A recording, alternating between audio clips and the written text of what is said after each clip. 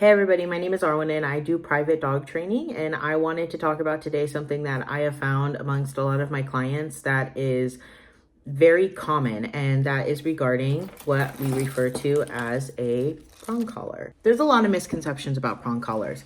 First, I think we need to start off with saying, what is a prong and is it safe? In my opinion, professional opinion, yes, prong collars are safe big if used correctly. Any tool can be dangerous if not used correctly. What is a prong collar? So a prong collar is a collar that is specifically designed to do different pressure points along a dog's neck in order to create what you would call a pinching effect, but as well to protect their trachea from when they are pulling. This is a training tool. This is not something that is meant to be left on all the time. When you leave them on all the time, that's when you find pictures like this. And this is something that's used widely among people who do not like prong collars, who are anti-prong collar, and they use this basically as an excuse to say that prongs are bad, and this is what will happen if you use a prong. That is factually incorrect. This is what happens when you neglect a dog and you leave a prong on. Because literally on the prong collar itself, if you are getting a Hermspringer, which is my recommended brand, on multiple sides of it, it will say not to be used unless under supervision with a leash attached to it. You are not supposed to leave a Hermspringer on, or any prong collar for that matter, unless you are actively working with the dog. Once you get your prong collar out of the packaging, this is what it looks like. So a prong collar uses a method called distribution, which this is the most safest and effective way to use something like a prong collar. The reason that this is the most safest way is because Hermspringer has something in the middle called a distribution plate or a trachea plate, something that is meant to protect the dog's trachea. With that being said, this plate not only protects the trachea, but it helps evenly distribute pressure around the dog's neck. And the way that it does that is that if you noticed, you could see the prongs are starting to go in two separate directions. That helps with even distribution across the dog's neck, opposed to it going like this, where you'll see some off-brand prong collars go just one whole way. If it's going just one whole way, sometimes when you go to, sorry, I have hiccups. Sometimes when you go to give a correction, that can cause the dog's neck to go, and you don't want that. So that's why, in my opinion, a Hermspringer is ultimately the best decision that you can make when buying a prong collar. Okay, how to not use a prong. Prong collars do not go like this. You will see a lot of people putting prong collars around their dog's neck with the prongs facing outwards. They do not do that. That is, you are defeating the purpose of a prong collar. Not only is that dangerous for you, but it is dangerous for your dog, because your dog can get caught in the prong collar in a wrong way. Something could happen. They could go to another dog and hurt another dog with the prong collar. You don't want to do it, okay?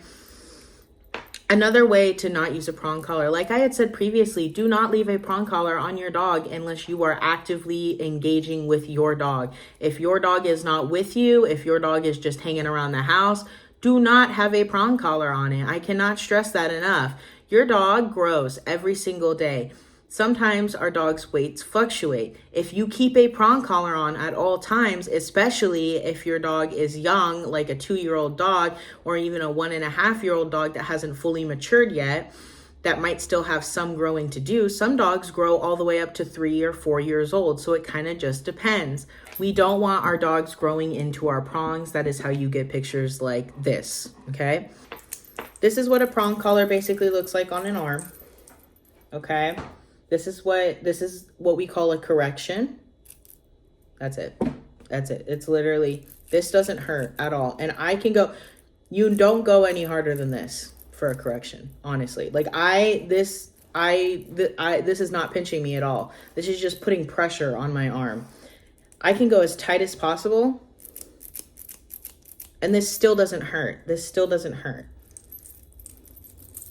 So it's like, and there's like not even any marks, okay? There's like barely maybe a tiny mark, but that's because I literally like dug it into my skin. But like I said, all tools are good tools. Not all tools. Some tools are crazy. But Most tools are good tools if they are used correctly, and a prong collar is definitely a great example of that. In another video, I can show you guys how to explicitly use a prong collar and if it's going to be beneficial for your dog. However, right now I just want to show you really quickly a prong collar in action on my dog. We will go outside and do that. Okay, this is the Bobs. He's going to be our little model. Prong collar. I know prong collar. He likes his prong. It means he's going on a walk. His buckle is on his trachea. And then the 2 loops are on the backside of his neck, where the base of his head meets his neck. So that's where you want it, up high. That's where it's safe.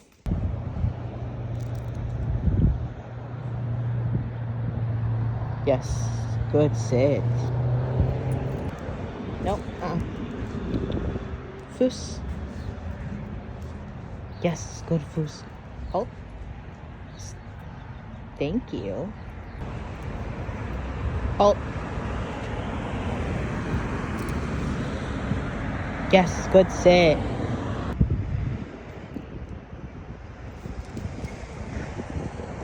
Yes, good boy. All right, guys, so that was today's video. I hope this gave you some good information on whether or not you should or shouldn't use a prong collar, whether or not it fits your lifestyle. Like I said before, most tools are great tools if used correctly. There's always an opportunity to make a good tool a bad one. Please, please, I beg of you, please watch videos on how to use prong collars. In fact, I actually encourage you to get with a balanced trainer and actually take the time to learn how a prong collar works, get your dog desensitized to it, use it correctly, have a good relationship with your dog in the prong collar. Make sure that you guys are doing everything that you can in order to use it correctly, because you can abuse your dogs with these collars. Just like you can abuse your dogs with a simple slip lead. You need to be careful on how you do it, okay? I hope you guys enjoyed this video, and if you wanted any more questions, please feel free to ask them down in the comments below and I will try to get to them. If you want a part 2 of this video, please tell me and I will make a more in-depth video on how to use a prong collar. And also I will tag links down below where you can get prong collars, as well as videos that might be helpful for you to learn how to use a prong collar. So I hope you guys have a great day, and I'll see you in the next video.